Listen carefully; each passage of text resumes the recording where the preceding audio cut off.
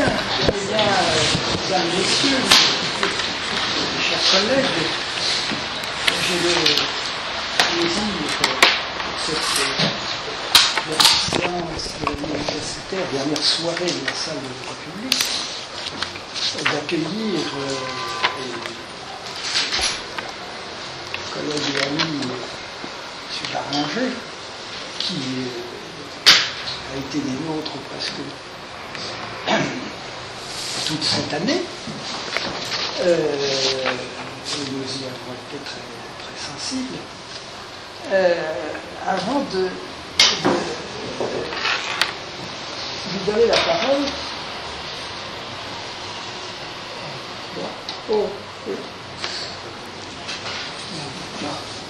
Avant de lui donner la parole, comme ici, c'est bien connu, tout se dit, l'horreur, ils peuvent se dire des compliments. Je voudrais le dire sans détour.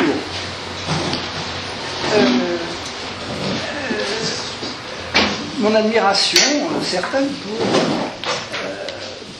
pour les travaux de M. Baranger. Il y a deux choses que que beaucoup de personnes pourraient lui envier et que j'admire, je dirais, sans réserve et sans détour. D'abord, notre collègue est un rare collègue à être un auteur. C'est-à-dire qu'il a écrit 2 livres qui sont réussis, je dirais pleinement réussis, qui répondent à leur objet, pleinement à leur objet, qui ont une esthétique. C'est la première chose. La deuxième chose, c'est qu'il y a peu de collègues qui, dans leur écriture, soient autant des authentiques juristes, en ne traitant pas nécessairement de droit positif. Monsieur Baranger n'est pas l'homme des théories folles, des épistémologies qui ne servent à rien. Il est l'homme qui tire la matière de la réflexion de la matière juridique, et ça, je trouve ça tout à fait admirable. Quand j'étais jeune, et quand j'étais l'assistant de Pierre Legendre disait toujours il y a un côté enchanteur dans le droit. Et il y a. Alors, c'est peut-être aussi que le droit anglo-saxon a un enchantement particulier, mais vous êtes, je le trouve, enfin, pour mon goût, l'un des rares enchanteurs de la matière juridique. Et, je voudrais là tout simplement vous témoigner tout le plaisir que j'ai eu à vous lire, et plaisir dont je ne vous avais jamais fait part, autant le faire part en public. Voilà. Merci infiniment. On va bien m'arrêter là. C'est un honneur pour moi de parler devant M. Jean-Jacques Bienvenu. C'est une joie pour moi de parler devant des amis et avec des amis. C'est dans cet esprit que je crains bien de faire un petit peu d'épistémologie inutile ce soir. En donnant le sujet, plutôt en me faisant extorquer le sujet par Norbert, selon des procédés de la maison à laquelle il appartient, ça sera coupé. J'avais dit que j'allais parler du titre d'exercice de la souveraineté, et puis En cherchant la manière d'en parler, j'ai fini par me rendre compte que c'est pas exactement de ça que j'allais parler. C'est-à-dire que pour arriver à dire quelque chose de ce sujet qui me paraissait d'une grande obscurité, et de cette question en partie dogmatique qui me paraissait assez lourde, j'ai essayé de dégager une sorte de méthode de travail, et c'est plutôt de celle-ci que je vais vous parler. Donc une méthode de travail plutôt qu'un quelconque résultat abouti. Mieux comprendre la structure d'un problème pour déterminer non pas la solution, mais quelle serait la forme prise par la solution.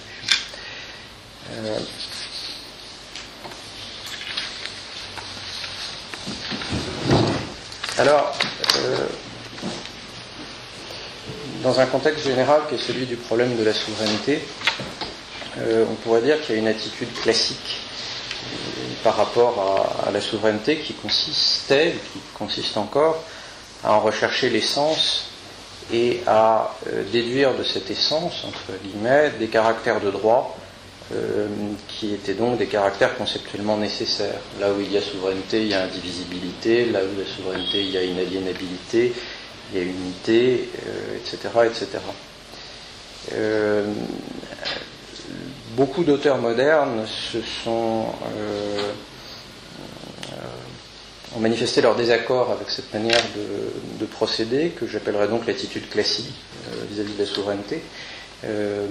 Kelsen avait pu mettre en évidence les défauts d'une pareille méthode, et il en avait conclu qu'il fallait révoquer autant que possible le concept de souveraineté, ou du moins la redéfinir comme l'exclusivité d'un ordre juridique. D'autres auteurs qu'on peut, je pense sans les trahir ou les offenser, rattacher également à l'école positiviste, ont adopté une autre ligne de conduite. Ils ont pris le parti de procéder de manière analytique en identifiant tous les usages du terme souveraineté. Le résultat principal de cette manière analytique de procéder revenait à constater qu'il y avait plusieurs sens au mot souveraineté et qu'il n'était pas possible d'inférer un ensemble unique de conséquences, une sorte de régime général de la souveraineté, parce que différentes significations attachées à ce terme emportaient différentes conséquences de droit. Deux auteurs en particulier se rattachent à cette école que j'appelle analytique. Le premier, c'est à deux générations différentes. Le premier, c'est Karel Malberg, l'autre, c'est Michel Tropper, auprès de qui j'ai vérifié que le terme analytique ne lui disconvenait pas. Karel Malberg, alors tout ça est assez bien connu, au terme, dans la contribution à la théorie générale de l'État, au terme de ce qu'il appelle un aperçu historique, Karel Malberg conclut que le mot souveraineté a acquis dans le passé trois significations principales, bien distinctes. Je les cite pour mémoire, mais tout ça, je vous répète, assez bien connu. L'absence de subordination à toute autorité interne ou externe, la puissance étatique, donc l'ensemble des droits de domination compris dans cette puissance, et puis le caractère de l'organe suprême de l'État, comme quand on parle de souveraineté du peuple, du monarque, etc. etc. Pour passer à Michel Tropper, qui me semble reprendre le relais de manière très claire et consciente, il a repris à son compte les trois sens de Karel Malberg, et puis il a commencé par en ajouter un quatrième, en disant que on pouvait trouver dans le discours constitutionnel un quatrième concept révélé par ce discours, c'est, dit-il, la qualité de l'être au nom duquel est exercée la souveraineté dans les trois premiers sens, c'est-à-dire la souveraineté comme principe d'imputation. On peut imaginer, c'est en tout cas mon cas, que ce faisant, Tropper réorientait dans un sens kelseenien la théorie générale de l'État française de Karel Malberg en réinjectant ce concept d'imputation cher à Kelsen. Ensuite, je passe sur le fait, parce que ça ne m'intéresse pas tellement pour aujourd'hui, que Michel Tropper a aussi, dans une autre présentation, procédé à une distinction en 5 significations plutôt que 4. Où en sommes-nous au terme de ce travail analytique ? Il me semble que ces bienfaits sont indiscutables. En particulier, on ne peut que rendre hommage à la clarification conceptuelle qu'il a opérée, et qui me paraît un acquis important. On doit également rendre hommage à une méthode consistant à rester aussi près que possible de ce qui est dit effectivement, c'est-à-dire le langage employé au sujet du droit, et j'ajouterais même au-delà du droit, à ce que j'appelle pour ma commodité personnelle la sphère de la raison pratique, et qui s'étend à d'autres formes de discours dans lesquelles en particulier la souveraineté est mobilisée. la philosophie politique, les auteurs politiques qui ne font pas de philosophie. Au fond, je crois que Karl Malberg lui-même parlait absolument de cette sphère de la raison pratique quand il disait, et il dit régulièrement dans la contribution, les textes et les auteurs et les textes. C'est une manière pour un positiviste de parler quand même des auteurs et de critiquer qui du Guy, les Allemands. Alors, ce travail sur la souveraineté de ce que j'appelle l'école analytique me paraît tout à fait, je ne cherche pas du tout à le révoquer, mais il me laisse un sentiment d'insatisfaction qui n'est pas effacé par son impeccable pédigré méthodologique. Je pourrais résumer comme ceci une réaction qui était, du moins dans un premier temps, un petit peu instinctive de ma part. Certes, souveraineté peut en effet renvoyer dans certains cas à la puissance de l'État, dans d'autres à l'indépendance, dans d'autres enfin à la souveraineté d'organes, la suprématie de tel ou tel organe au sein de l'État. Certes, il est très intéressant de relever que telle signification est logiquement indépendante de telle autre. Pour autant, n'est-on pas en train de manquer un aspect central de la souveraineté ? Pour le dire autrement, si elle a joué le rôle qui est le sien dans l'histoire de l'État, n'est-ce pas en raison du fait qu'elle était saisie comme un tout, qu'elle était saisie d'une manière unitaire, ce que l'école analytique s'emploie à ne pas vouloir voir avec des raisons sérieuses de procéder ainsi. Cette approche analytique, elle est certainement liée à ce qu'on pourrait appeler l'attitude anti-essentialiste en droit, surtout chez Tropper, parce que ça ne dérangeait pas du tout Karl Malberg de parler d'une nature ou d'une essence du droit ou des concepts juridiques.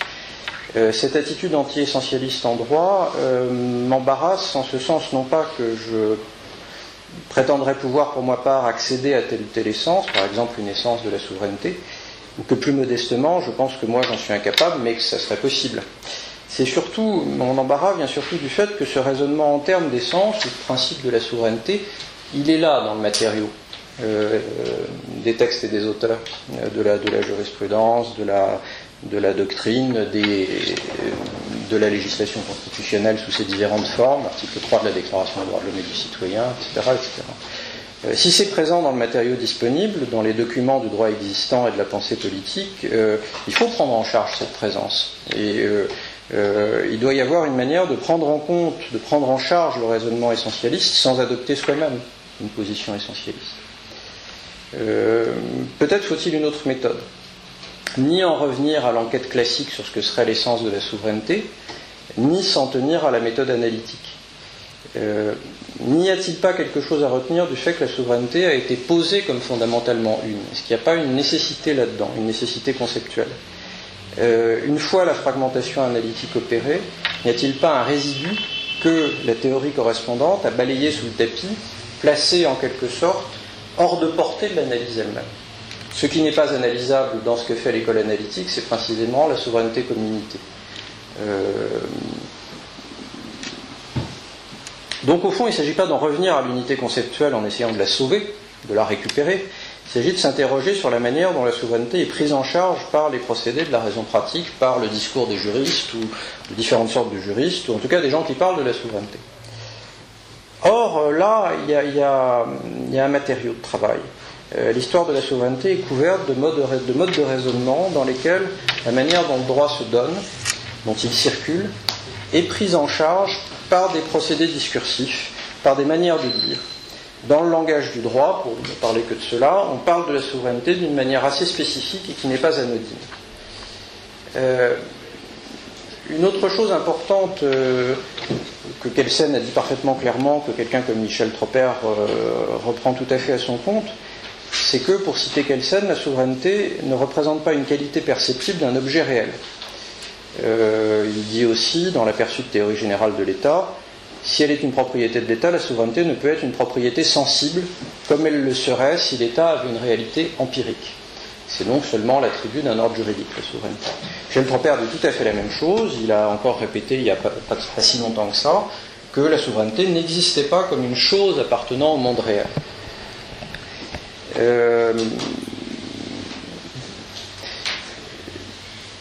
Pour autant, il n'est pas interdit de relever comme un fait significatif, pas nécessairement incompatible avec la position, par exemple, de Michel Tropper, que je le répète, je ne cherche pas particulièrement à réfuter, que le développement de la souveraineté en droit public a correspondu avec un immense effort pour la localiser. Par localiser, je veux dire lui attribuer une place dans la sphère des représentations humaines. Il ne s'agit pas ici de prendre parti sur ce qu'est la réalité ou la réalité juridique. Il s'agit de relever que dans le langage même employé par les juristes, on détecte les traces d'un effort de mise en situation. Si je puis dire, le mot n'est pas très élégant, mais de placement. Il faut trouver à la souveraineté une place dans le monde, même quand c'est la souveraineté de droit, celle que nous sommes habitués à manipuler. Comprendre ça, c'est aller au rebours des réflexes qui nous ont été inculqués par la culture positiviste du droit, qui grosso modo a prévalu, en tout cas dans la manière d'enseigner le droit que j'ai pu connaître, et j'imagine même avant. Il y a des distinctions catégorielles très importantes qu'on n'a pas le droit de brouiller, qu'on n'a pas le droit de méconnaître, par exemple celle entre le droit et le fait. Or, il me semble que si on cherche à prendre à sa charge ce problème de la souveraineté, il faut passer par autre chose. Pas nécessairement réfuter tout ce que dit le positivisme juridique, mais, me semble-t-il, dans un premier temps, le suspendre. Ne pas aborder le matériau qui nous est donné avec les présupposés que précisément on s'emploie à acquérir quand on fait des études de droit. Est-ce que c'est du droit, est-ce que c'est du fait, est-ce que ça rentre dans cette case-là ou est-ce que ça rentre dans l'autre? C'est pas tellement d'employer les termes fait ou droit qui me semblent problématiques, c'est de les employer comme étant mutuellement exclusifs. Autre distinction qui me semble assez problématique et qui est très présente dans ces discussions sur la souveraineté, notamment dans la doctrine française de la Troisième République, l'opposition entre ce qui est concret et ce qui est abstrait. Par exemple, Duguy considère que la souveraineté c'est un concept abstrait, c'est métaphysique, a priori, faisant appel à des entités non observables et outrepassant de ce fait les limites de la connaissance scientifique.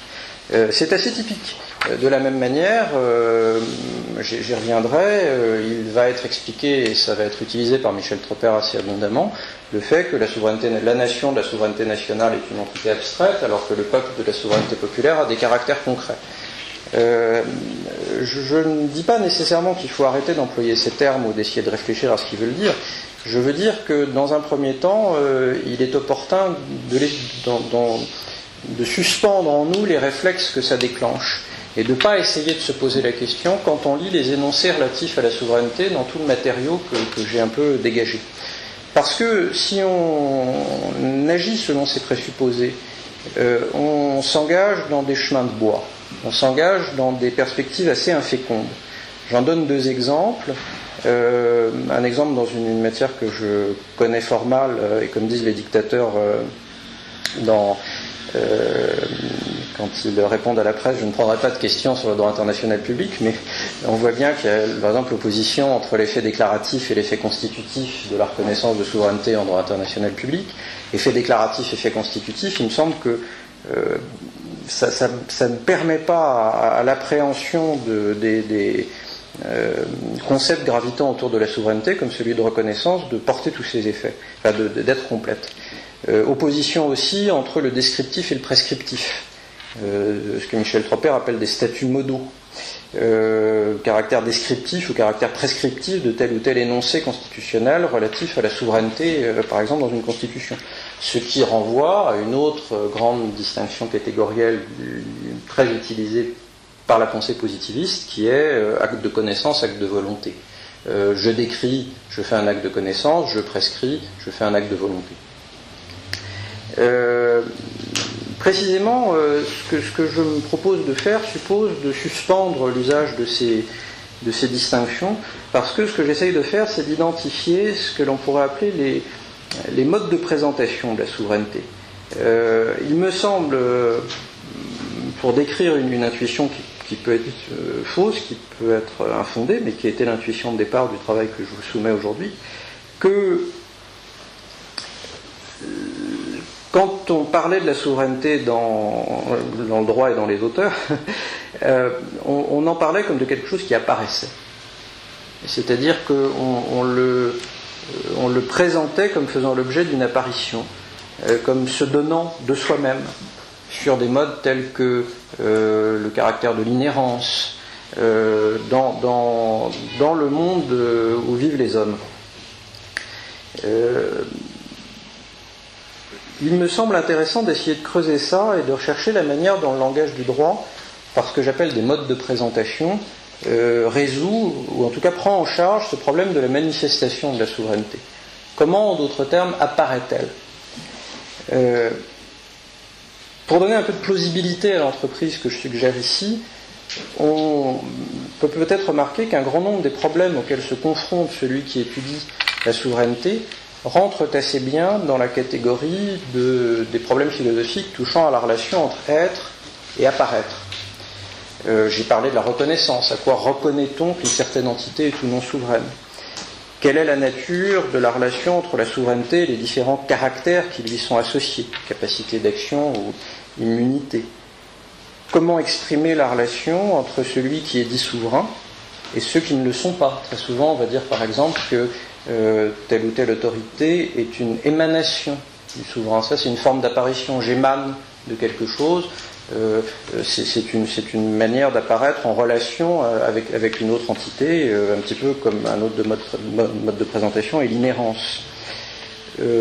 Pourquoi la discussion politique revient-elle, à tort ou à raison, beaucoup de littérature là-dessus, et même si cela n'a semble-t-il aucun sens, au problème de la disparition de la souveraineté, thème dont Duguy est un des premiers porteurs. Il parle expressément de disparition de la puissance publique ou de disparition de la souveraineté. Pourquoi ça disparaît ? Si ça disparaît, c'est que ça a peut-être apparu. Qu'est-ce que ça veut dire, apparaître ou faire apparition dans le langage du droit et plus largement les langages de la raison pratique ? Pourquoi trouve-t-on plusieurs attributions de souveraineté allant à différentes autorités dans le même système juridique, souveraineté du peuple, souveraineté de l'État, souveraineté d'un certain organe au sein de l'État? Comment est-ce qu'ils coexistent, tous ces porteurs de souveraineté? Est-ce qu'ils peuvent, par exemple, tous être là en même temps? Probablement pas. Dans ce cas-là, ça donne à penser qu'il y a des apparitions par facettes ou par succession d'événements qui ne peuvent pas être simultanés, d'apparitions qui ne peuvent pas être simultanées. C'est très très gênant en théorie de la souveraineté, c'est le cœur même de la théorie de la souveraineté.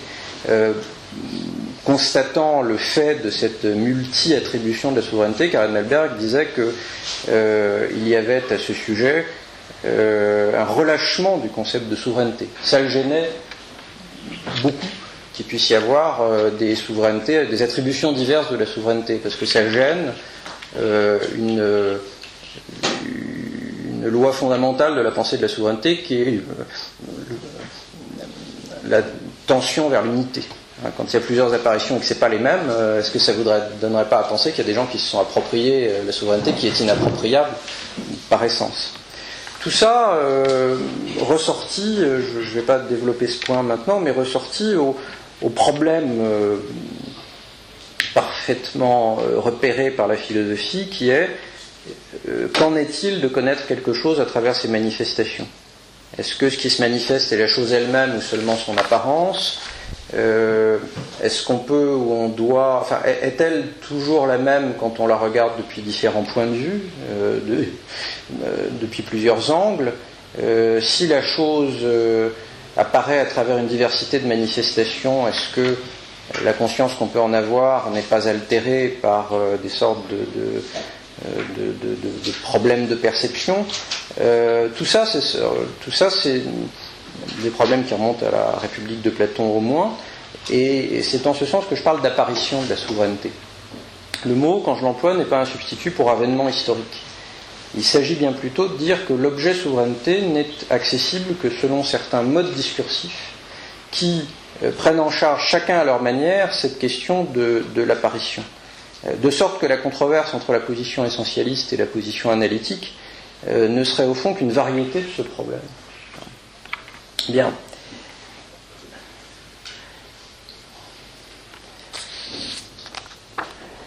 Ce qu'ont dit au fond les grands théoriciens de la souveraineté, c'est à peu près ceci.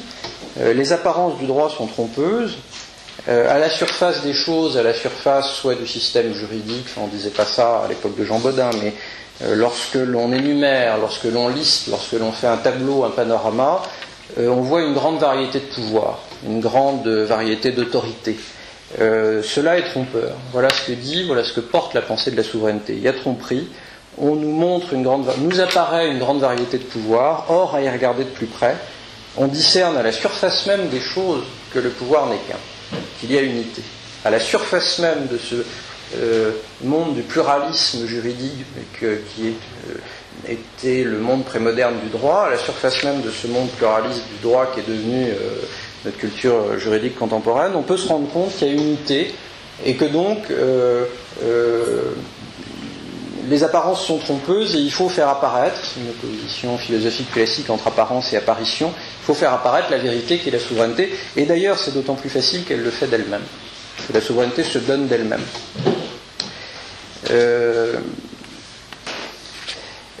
On peut ainsi montrer, me semble-t-il, ou en tout cas suggérer très fortement, que beaucoup des catégories du droit public peuvent être décrites comme autant de solutions formelles à ce problème de la manifestation du pouvoir en sa vérité.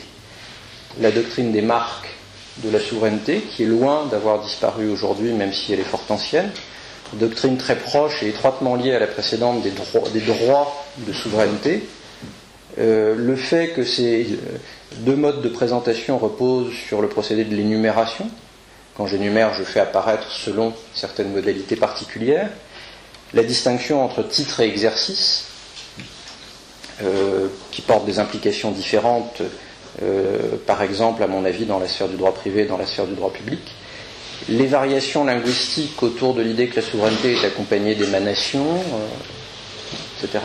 Et puis, je l'évoquais, la problématique de l'inhérence en droit public. On pourrait même remonter et rattacher à cette catégorie de problèmes, à cette classe de problèmes, des questions plus centrales encore de la théorie constitutionnelle, celle de la représentation. Représenter, c'est rendre présent celui qui est absent, c'est donc faire apparaître. Le couple très problématique composé de la souveraineté et de la séparation des pouvoirs. La Constitution elle-même, qui est au fond un mode de présentation du pouvoir. Quand on dit qu'elle est une somme d'habilitation ou d'attribution de compétences, ça veut dire que c'est en elle qu'on va rechercher le pouvoir. C'est en elle qu'on va rechercher la raison pour laquelle on exerce un pouvoir.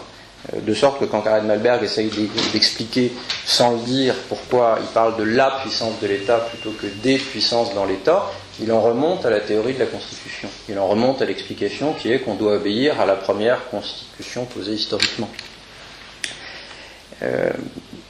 Donc voilà l'énoncé du problème. Autour de tout ça, tous ces problèmes gravitent autour, me semble-t-il, d'une idée et d'un terme très présent dans le discours juridique de longue durée, je l'ai d'ailleurs déjà employé, c'est celui de reconnaissance. Le contexte me semble être celui de la croissance d'une culture juridique individualiste, dans laquelle on peut imaginer qu'il n'y a de tolérance que pour deux sortes d'entités ou de caractères, celles dont l'existence procède d'une manifestation de volonté, et celles qui sont inhérentes et dont l'existence a le caractère de l'évidence. Dans cette seconde catégorie, qui vous imaginez bien m'intéresse plus, on peut ranger la souveraineté, mais aussi de manière tout à fait éminente les droits de l'homme. De sorte que sur le plan qui est celui que j'essaye d'adopter, depuis la perspective qui est celle que j'essaye de prendre, il y a beaucoup de parallèles entre souveraineté et droits de l'homme. Les caractères de la souveraineté sont très souvent des caractères des droits de l'homme. C'est probablement pas par hasard si souveraineté et droits de l'homme sont mis ensemble dans un nombre significatif d'énoncés constitutionnels, que ce soit dans la Déclaration des droits, dans le préambule de notre Constitution, dans une jurisprudence régulièrement réaffirmée du Conseil constitutionnel. Le Conseil constitutionnel, par exemple, utilise le terme de conditions essentielles, soit pour les conditions essentielles de l'exercice de la souveraineté, soit pour les conditions essentielles de l'exercice des libertés publiques ou des droits fondamentaux. Je pense que tout ça n'est pas accidentel, et je pense que ça veut dire que la culture juridique prend en charge la souveraineté et les droits de l'homme selon des modes comparables, selon des modes de présentation qui me semblent avoir de fortes affinités. Alors, la reconnaissance, elle est évidemment partout, pour revenir à elle. Elle est là assez typiquement, me semble-t-il, dans l'ancien droit public européen et puis dans le droit international public moderne. Dans l'ancien droit public européen, la souveraineté est manifestement une réalité qui fait l'objet, qui se prête à reconnaissance. Ainsi en va-t-il des lettres de reconnaissance par lesquelles un vassal reconnaissait se trouver, je cite, dans le ressort et souveraineté de son suzerain. Ainsi en allait-il lorsque des cités indépendantes italiennes par rapport à l'Empire se déclaraient des universitates superiorem non recognoscentes, ne se reconnaissant pas de supérieurs. Bodin affirmait dès la Méthodius, donc 10 ans avant la République, je cite, que la République se reconnaît à l'unité de souveraineté. On va me dire, c'est le mot reconnaître, il est très courant dans la langue française, je crois pas. Je crois que c'est pas accidentel qu'on associe reconnaissance et souveraineté. Qu'on considère que la souveraineté se reconnaît plutôt qu'autre chose. Alors, pareil, il serait aisé à quelqu'un de plus compétent que moi de montrer qu'il en va de même en droit international, où, pour citer Jean Combacot, tout ou presque peut être reconnu. L'État, le gouvernement nouveau d'un État déjà reconnu, une autorité de fait, je cite Jean Combacot, qui exerce sur un territoire un groupe de personnes, etc., mutation territoriale, etc., etc. Je pense que je cite ces deux dimensions du problème pas au hasard, parce que dans les deux cas, on est dans les conséquences qui sont inférées d'une culture juridique individualiste de longue durée, mais en même temps un petit peu à côté, de sorte que l'État lui-même est considéré sur la base de rapports individuels. Dans l'ancien droit public des monarchies européennes, il y a la question du féodalisme qui fait qu'on reconnaît son souverain comme on reconnaissait un suzerain dans un système de rapports interindividuels. Et puis, pour exagérer un peu le trait, mais j'imagine pas tant que ça, dans le droit international public, les États sont des sortes d'individus. Ce sont les sujets du droit international, qu'ils se reconnaissent mutuellement. Ça n'est jamais que reproduire dans une autre sorte de droit un aspect de la culture juridique individualiste qui a des effets dans beaucoup d'autres domaines.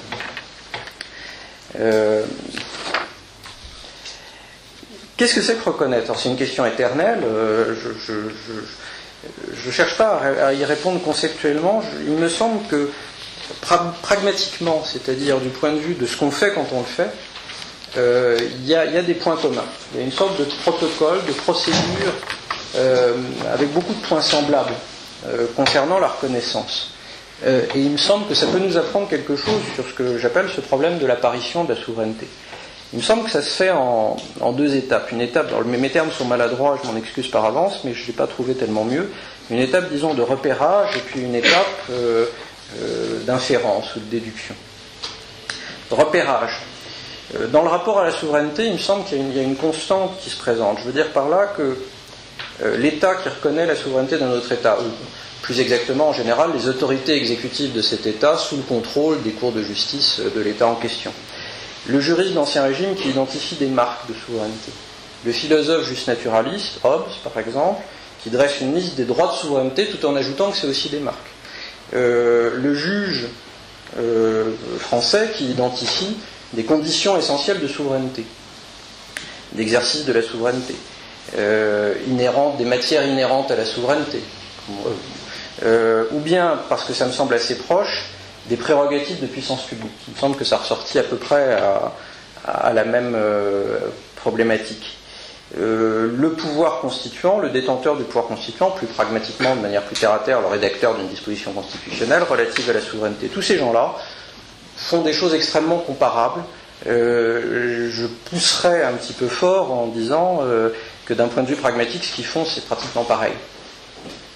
Ce qu'ils font, il y a à cela une première étape que j'appelle repérage, qui est de détecter, de repérer certains indices résidant à la surface des choses. C'est au sujet de ce que j'appelle cette surface des choses que je demande à l'observateur de suspendre son jugement. Donc d'être effectivement un observateur et non pas un scientifique d'ores et déjà armé de sa méthode de travail ou en termes néo-kantiens, du principe qui donne son fondement à la science dont il est l'opérateur. Au fond, cet observateur est lui-même, pour reprendre un terme très cher à Marx, un observateur sans présupposé. On n'attend pas de lui qu'il élabore des hypothèses, il reçoit seulement la réalité qui lui parvient sans l'interroger à travers des catégories très lourdes comme droit ou fait. Au fond, à mon avis, c'est exactement ce qu'on fait ce que font tous les types d'acteurs du système juridique de la raison pratique que je viens de lister. On repère certains indices à la surface des choses, peu importe que ce soit du droit ou du fait, la question n'est pas là au moment où on le fait. L'interprète n'est pas conduit à repérer du droit au fait, excusez-moi, qu'il identifie une norme habilitée par une norme supérieure, par exemple. Il n'est pas en train de faire ce que Kelsen dit que les juristes font. Je pense qu'il est conduit à repérer un indice, une sorte de marqueur de souveraineté. Ce qui est reconnu, à vrai dire, il faut distinguer ce à quoi on reconnaît et ce qu'on reconnaît. Ce qui est reconnu, c'est la souveraineté elle-même. Elle n'est pas du droit par opposition à du fait ou du fait par opposition à du droit.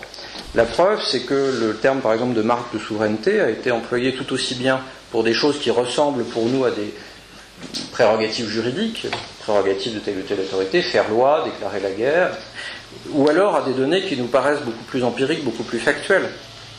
Un juriste d'Ancien Régime, tel que Laroche-Flavin, dit par exemple que porter la main de justice est une marque de la souveraineté du roi.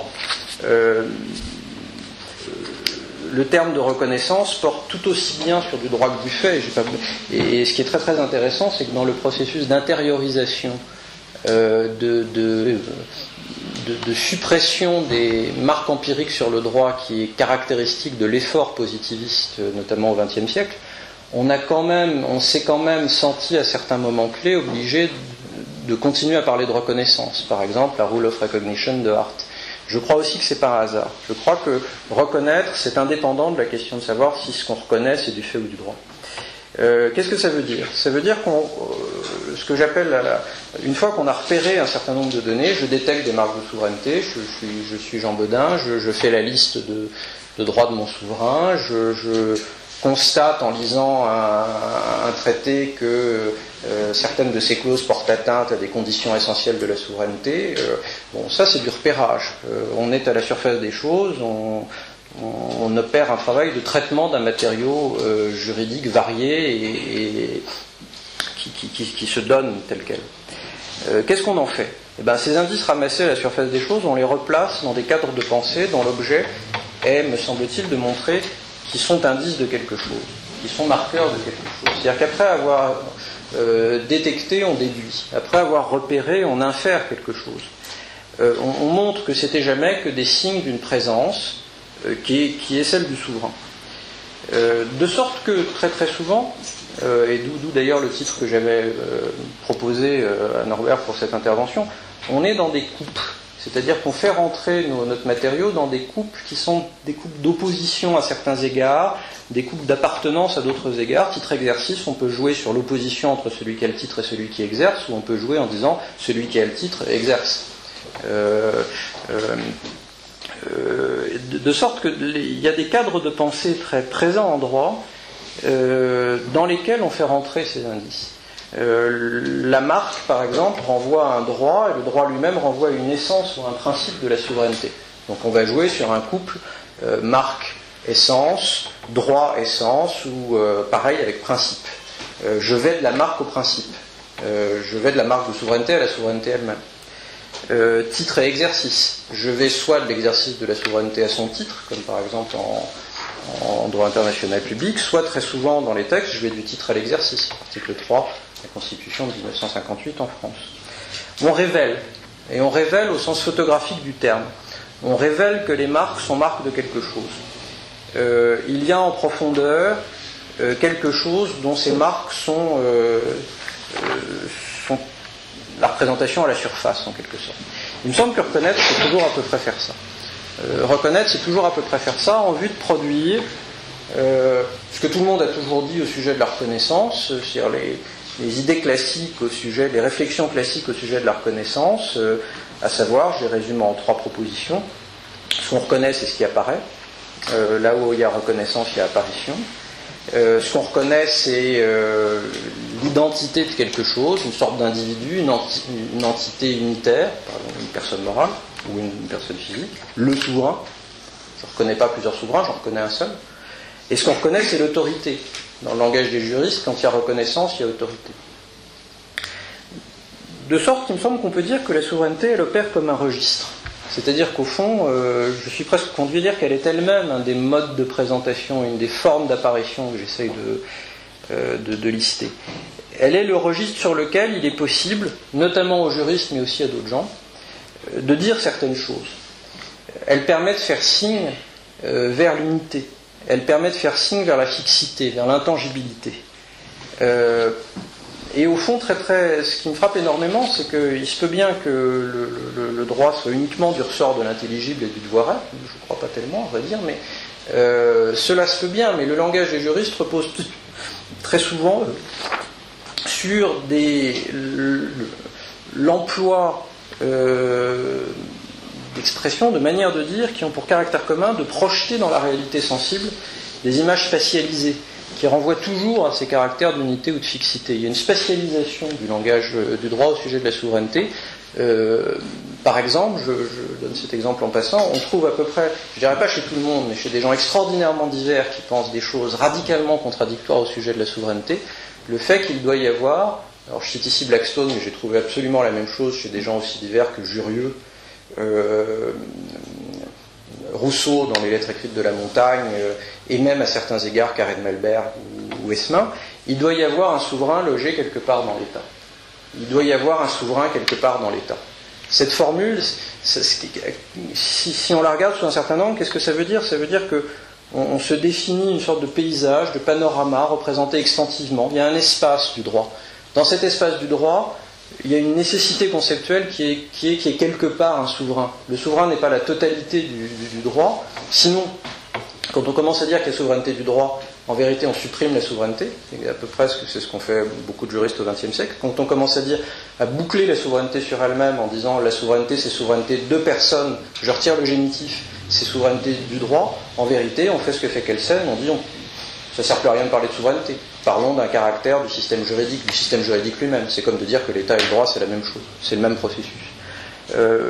Mais en général, c'est pas ça qu'ont fait les juristes. Et dans la longue durée, le langage du droit ne me semble pas être celui-là. C'est un langage de mise en rapport de deux plans. C'est très abstrait ce que je dis là, je m'en excuse, mais ça me paraît vraiment être là dans le matériau sur lequel j'essaie de travailler. On veut mettre en rapport une surface avec une profondeur. Une marque, on sait très bien ce que c'est quelque chose qui est à la surface et qui me dit ce qui est à l'intérieur. J'avais vu un jour dans un musée une monnaie sumérienne qui était constituée, alors on voulait dire 3 unités de valeur dans la monnaie sumérienne, alors on mettait 3 grains de céréales à l'intérieur d'une boule de cire, très bien de quoi, sur laquelle on gravait 3 signes. Ça m'a toujours fasciné, cette chose-là. C'est-à-dire, pour dire l'unité de valeur 3 dans un système monétaire, on mettait 3 objets à l'intérieur d'une sorte de matériau absorbant, et à la surface de ce matériau absorbant, on regravait l'équivalent de notre chiffre 3. 3 trucs. C'est un peu ça, les marques de souveraineté. C'est-à-dire, on met en rapport une surface avec une profondeur, avec une intériorité, et on nous dit s'il y a souveraineté parce qu'il y a des marques de souveraineté, et sinon on ne dirait pas des marques, on dirait des pouvoirs, des autorités, des prérogatives, des immunités. Quand on dit marque, c'est que la marque est marque de quelque chose. Et ce qui est très très frappant, c'est que ça ne s'arrête pas du tout uniquement chez Jean Bodin, tout ça, ou chez des juristes prémodernes. Karen-Melberg, par exemple, crédite Jelinek d'avoir, je cite, poussé plus loin que la bande la détermination des marques extérieures qui révèlent la puissance étatique. Là aussi, on peut tout à fait passer là-dessus en disant c'est littéraire. On peut aussi essayer de se dire que ça révèle quelque chose de significatif à propos de la théorie de la souveraineté.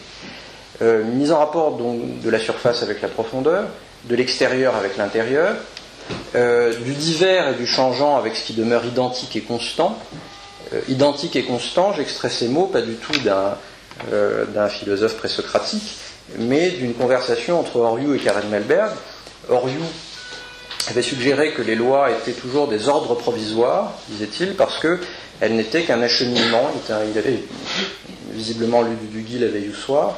Il ne constitue qu'un acheminement, je ne vais pas lui réussir, qu'un acheminement vers un droit définitif à obtenir par des révisions successives.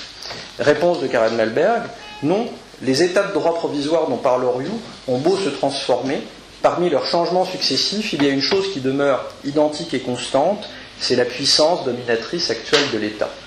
Horiou nous ment, Oriou nous laisse penser qu'il y a pluralité, diversité, variété, non réductible à quelque chose d'unique. Non.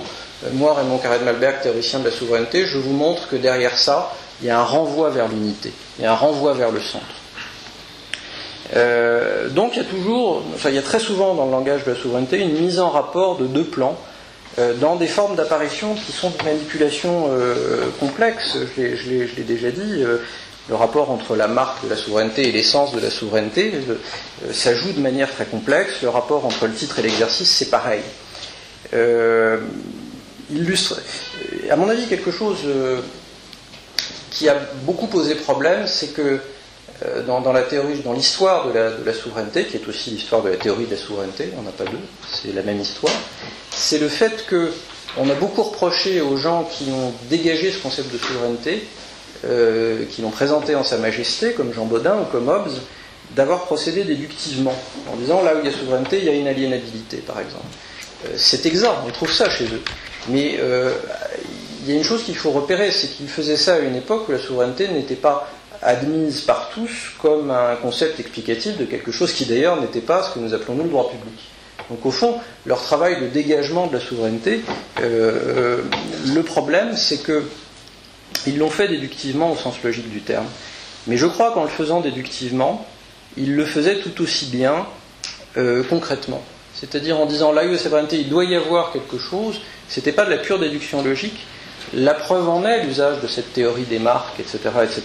C'est-à-dire qu'un problème très intense et complexe logiquement de la théorie de la souveraineté, c'est qu'en elle, dans son sein, c'est comme si le concept s'épuisait systématiquement dans ses prédicats, c'est-à-dire s'identifiait totalement à ses prédicats. La souveraineté, c'est l'indivisibilité du pouvoir. La souveraineté, c'est l'inaliénabilité du pouvoir. Par implication, le pouvoir qui est indivisible doit être appelé souveraineté. Le pouvoir qui est inaliénable doit être appelé souveraineté. Ça marche dans les deux sens. Le prédicat devient la chose elle-même. L'indivisible dans notre système juridique, c'est cela même la souveraineté. J'ai d'ailleurs pas de meilleure définition à en proposer, semble dire le juriste. Là où je détecte de l'indivisible, je détecte de la souveraineté. Donc, ce qui serait l'essence et ce qui serait la marque, ou si on est philosophe et rationaliste, ce qui est le concept et ce qu'on peut prédiquer au sujet de ces concepts, c'est-à-dire c'est donc inaliénable, par exemple, la souveraineté est inaliénable. L'un va s'engouffrer dans l'autre et on a l'impression qu'il n'y a plus que le prédicat, il n'y a plus que la marque. Ça, c'est très frappant. C'est-à-dire, les marques de souveraineté ou toute autre forme de repérage par l'extérieur se suffisent souvent à elles-mêmes. On ne va pas au-delà, on ne va pas plus loin. Hein. C'est exactement, à mon avis, ce que fait le juge constitutionnel. Je ne devrais pas dire le juge constitutionnel français, le Conseil constitutionnel. Dont il n'est pas encore prouvé qu'il soit juge. Quand il repère des conditions essentielles d'exercice de la souveraineté. On lui donne à lire, si j'ose dire pragmatiquement, un traité au titre de l'article 54 de la Constitution, et il détecte dans ce traité, ou dans le droit positif français auquel ce traité, on voudrait l'ajouter sous réserve de son contrôle, des compétences étatiques dont l'ensemble constitue... si on portait atteinte à ces compétences, on porterait atteinte à une condition essentielle d'exercice de la souveraineté, ou une matière inhérente à la souveraineté. Mais il ne nous dit jamais ce que c'est que la souveraineté, le Conseil constitutionnel français. Dans l'office du juge, enfin l'office du Conseil constitutionnel, il ne s'agit pas de dire ce que c'est que la souveraineté. Il s'agit d'établir un rapport entre l'article 3 de la Constitution qui est cité en visa et telle ou telle compétence qui serait une condition essentielle d'exercice de la souveraineté. Ensuite, il n'a pas besoin d'aller au-delà. Il obéit ainsi à un impératif admirablement exprimé par Carré-de-Malberg, et très lié à cette question de ce qu'on a le droit de laisser apparaître ou non selon l'angle de vue qu'on a, par exemple l'angle de vue du juge, par opposition avec l'angle de vue du rédacteur de Constitution. Carré-de-Malberg dit, du point de vue spécial de la science du droit, la puissance dominatrice de l'État apparaît comme prenant sa source dans, encore une forme d'apparition, la constitution de l'État. La puissance de l'État apparaît comme prenant sa source dans la constitution de l'État, sans que le juriste ait à remonter au-delà, troisième forme d'apparition, cette constitution initiale avec laquelle a coïncidé la naissance de la personne étatique. Ça veut dire ne regardez pas au-delà. Ne porte pas ton regard au-delà de cet écran qu'est la Constitution. Quand le Conseil constitutionnel passe directement du visa de l'article 3 de la Constitution à la constatation qu'il a été porté atteinte à une des conditions essentielles d'exercice de la souveraineté, ils mettent en rapport des choses qui restent assez superficielles à bien des égards. En tout cas, ils ne remontent jamais au-delà de la Constitution pour nous dire ce que sera le concept de la souveraineté. Je lui en fais pas grief, c'est de son office. C'est la situation, la posture dans laquelle il se trouve.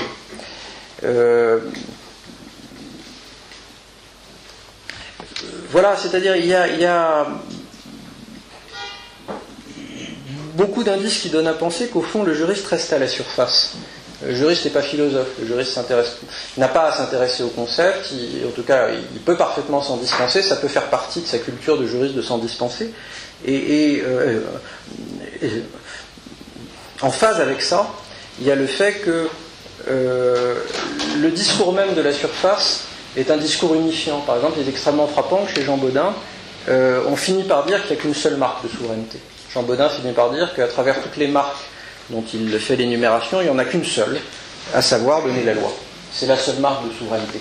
Donc au fond, le discours même de la surface est un discours qui unifie vers une marque qui dit déjà tout. Il n'y a pas besoin de rentrer vers de l'essence. C'est ce que j'appellerais la présence par implication. Le titre de souveraineté est présent par implication dans tel exercice de la souveraineté.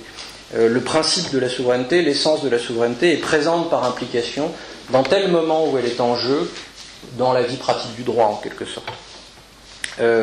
L'exercice, ça renvoie à des idées telles que la mobilité, l'extériorité. Le titre ou le principe, ça renvoie à des idées telles que l'intériorité, ou l'idée, le concept. Donc, quand les juristes parlent de la souveraineté, ce qu'ils font très souvent, je vais pas dire toujours, ça veut rien dire, mais ce qu'ils font très souvent, c'est mettre en rapport ces deux plans de réalité. Alors, j'ai peut-être encore un peu. Ah ben bien sûr, c'est 1 heure encore. Oh, ben, ça devrait me suffire. Il me semble que si on admet, si on veut bien me concéder la plausibilité de tout ce que je viens de suggérer, il y a des implications assez importantes, et la seule que je voudrais suggérer ici, c'est ce que j'appellerais une implication épistémologique.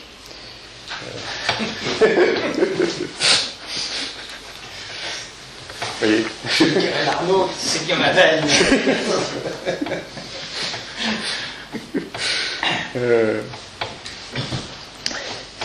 J'ai essayé de m'imaginer bon, je sais pas, j'ai parlé beaucoup des juristes, moins des philosophes, étant très imprégné par l'idée que j'allais parler dans la salle de droit public, qui est pour moi un lieu par excellence du droit. C'est pour ça que j'y travaillais jamais quand j'étais en BA. Je n'osais pas. C'était bouclé. J'avais un peu peur. Il y a une manière de décrire. Au fond, ce que j'ai essayé de présenter jusqu'à maintenant, c'est des manœuvres d'approche qui sont celles de la pratique des juristes, manœuvres d'approche en direction de la souveraineté. Et ce que j'appelle la question épistémologique, c'est simplement essayer de trouver la réponse concernant notre juriste effectuant ces manœuvres d'approche, la réponse à la question que peut-il connaître ? Que peut-il connaître de la souveraineté quand il raisonne ainsi ? Et je dirais, ce qu'il peut savoir, c'est ce qu'il en a fait. Et ce qu'il a fait, c'est d'insérer le matériau varié qui était à sa disposition dans des modes de présentation. Le couple marque-principe ou marque-essence, droit-principe, droit-essence, le couple titre-exercice. Il est passé, notre juriste, du repérage des marques à la déduction de l'essence, ou bien en sens inverse, il est passé de l'affirmation du titre à des observations touchant à l'exercice. C'est le cas par exemple de l'article 3 de la Constitution de 1958. Je voudrais juste dire un mot au sujet, un mot un peu sceptique, à vrai dire, plus que positif, plus que constructif, au sujet de ces cadres de pensée et plus particulièrement de la sorte de vérité qu'ils peuvent nous délivrer. À titre d'illustration, je voudrais m'appuyer sur une opposition dont fait souvent usage Michel Tropper, dont je parle beaucoup parce que c'est vraiment la personne qui a fait avancer ces affaires-là, donc c'est pas particulièrement pour être critique que j'en parle, c'est parce qu'il représente le dernier état de la question à bien des égards, et l'état le plus fécond de la question. Une opposition dont il fait souvent usage entre ce qu'il appelle deux statuts modaux, des attributions de souveraineté en droit public. Michel Tropper considère qu'il existe une nette différence entre l'article 3 de la Déclaration de 1789 et l'article 3 de la Constitution de 1946, de même, je suppose, bien qu'ils ne le disent pas, que celle de 1958. Je cite Michel Tropper, le statut modal des énoncés relatifs à la souveraineté est profondément différent à l'époque de la Révolution et en 1946. En 1789-91, ils sont compris comme ayant une signification descriptive et donc susceptibles d'être vrais ou faux. Tropper dit aussi « aucun compromis n'est possible, il s'agit de trouver la vérité ». Quand on énonce dans l'article 3 que la souveraineté est nationale dans son principe, on dit une vérité sur le mode du vrai et du faux, de ce qui est falsifiable. Mais il n'y a pas de doute, on sait pour autant qu'on dit vrai. En 1946, et donc j'imagine, je fais un petit peu parler de notre auteur en 1958, les mêmes énoncés seraient compris comme prescriptifs cette fois, c'est-à-dire énoncés par la volonté. Dans un cas, acte de connaissance, ça peut être vrai ou ça peut être faux. Dans un autre cas, acte de volonté. Il ne s'agit pas, dit Michel Tropper, on ne constate pas que le peuple tire sa souveraineté de sa nature, mais on décide de la lui reconnaître, c'est-à-dire de la lui accorder. Fermez les guillemets. Je remarque en passant pour Michel Tropper, et c'est très logique dans le contexte volontariste qui est celui de sa pensée, il n'y a pas de différence entre reconnaître et accorder. Reconnaître pour lui, ça veut dire attribuer par un acte de volonté, donc une norme. Enfin, un acte qui peut avoir une signification normative. Une fois adoptés, les énoncés relatifs à la souveraineté seront l'expression de la volonté du constituant et ne pourront plus être contestés. Michel Tropper ne dit pas exactement pourquoi il en irait ainsi. À vrai dire, à l'appui de cette position, il y a peut-être des arguments externes tirés de l'histoire des idées et des conceptions juridiques. Michel Tropper fait peut-être ainsi implicitement référence à la distinction entre souveraineté nationale et souveraineté populaire, dont en l'état des connaissances, on ne discute guère désormais, quand on prend soin d'en discuter, le fait qu'elle avait peu de sens sous la Révolution et qu'on la doit aux juristes publicistes de la monarchie de Juillet. Alors il y a peut-être des arguments externes, mais des arguments internes tirés des textes mêmes, j'ai du mal à les trouver. Ils me paraissent moins visibles.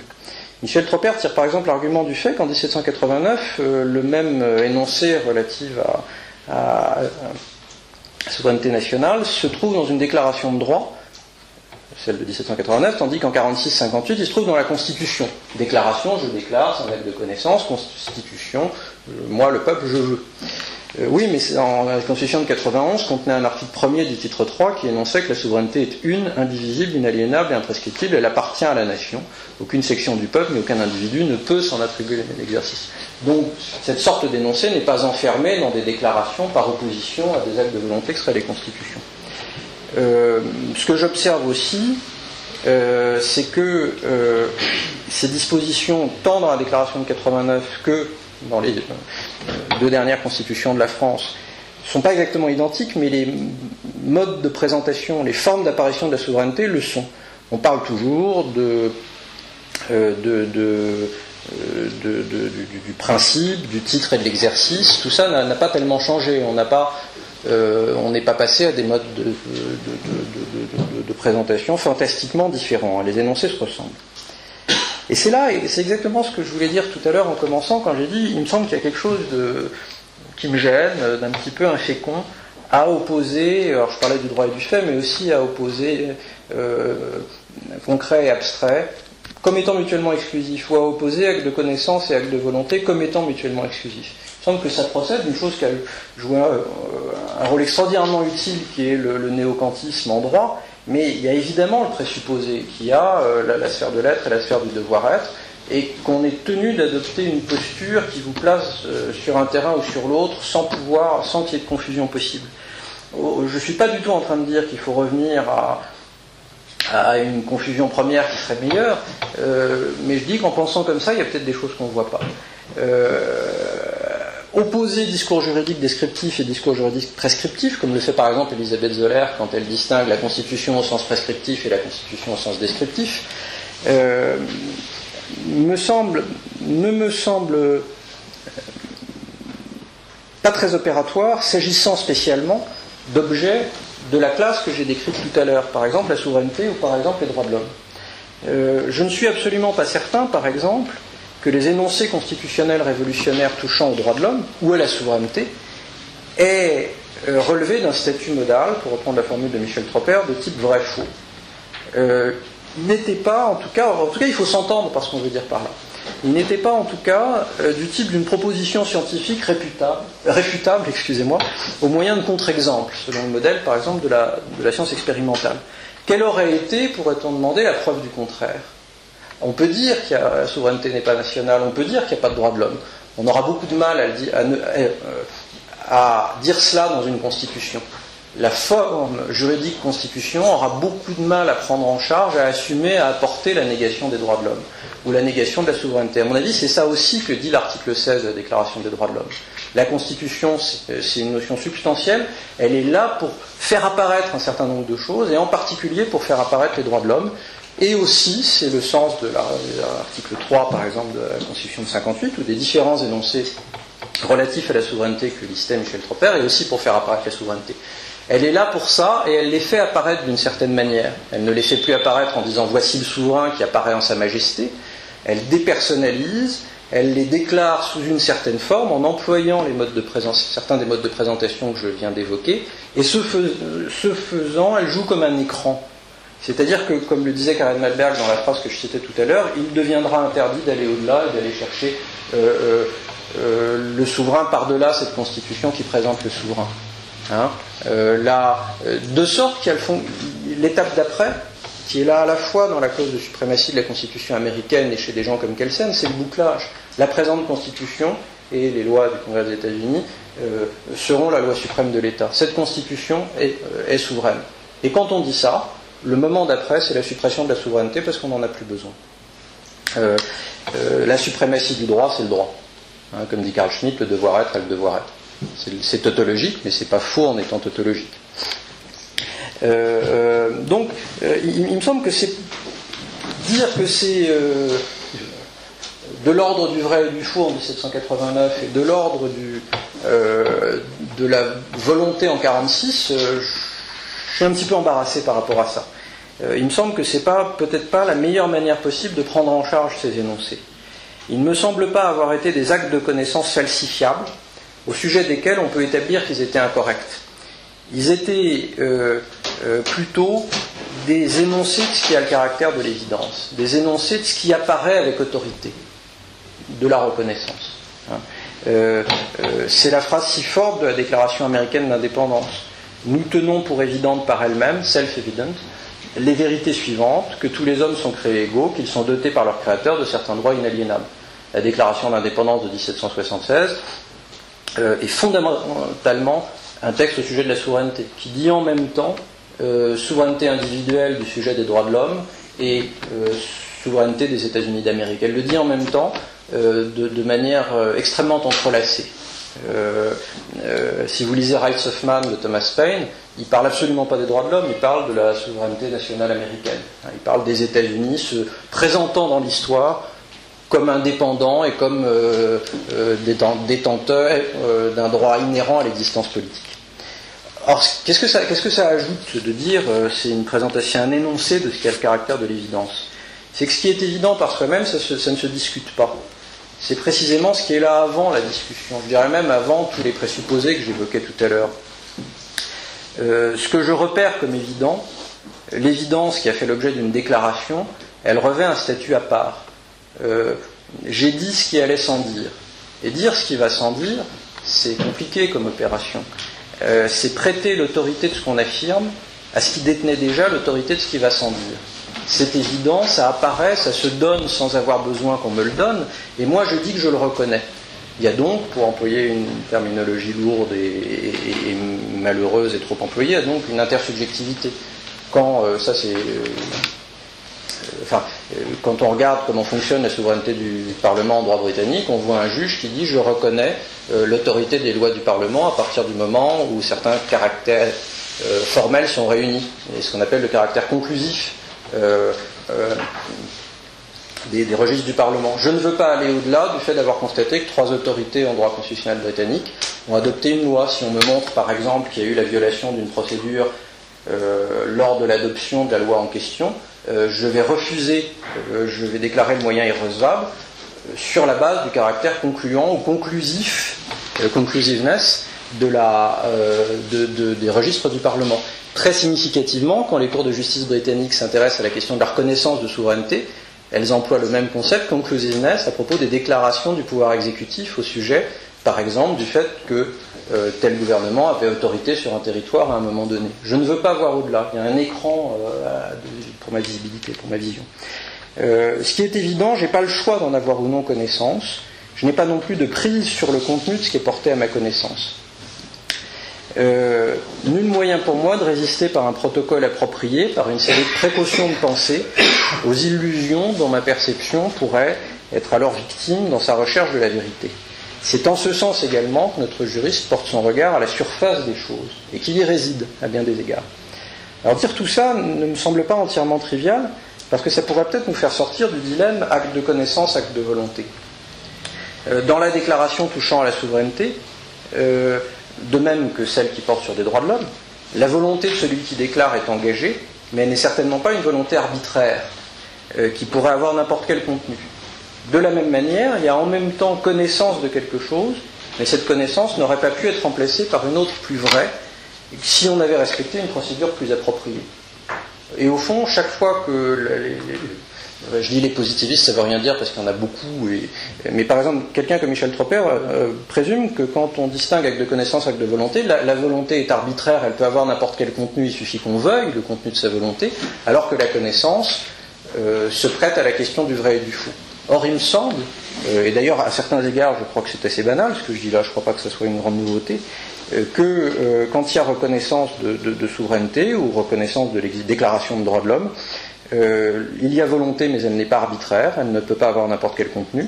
Il y a connaissance, mais cette connaissance, à bien des égards, parce qu'elle est connaissance de l'évident, n'est pas falsifiable. Qui viendra me dire que les droits de l'homme n'existent pas ? Celui qui me le dira sera l'ennemi. Ce ne sera pas un autre scientifique rapportant la preuve d'autre chose par un contre-exemple, ce sera un ennemi politique. Et ce sera quelqu'un qui sera hors du champ du constitutionnalisme et du droit public moderne.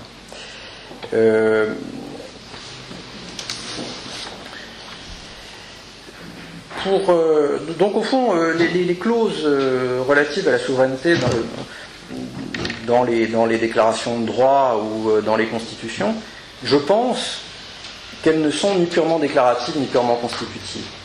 Elles ne sont pas purement déclaratives en ce sens qu'elles expriment à un certain moment constitutionnel une position de la question constitutionnelle à un moment donné qui n'aurait pas été envisageable avant.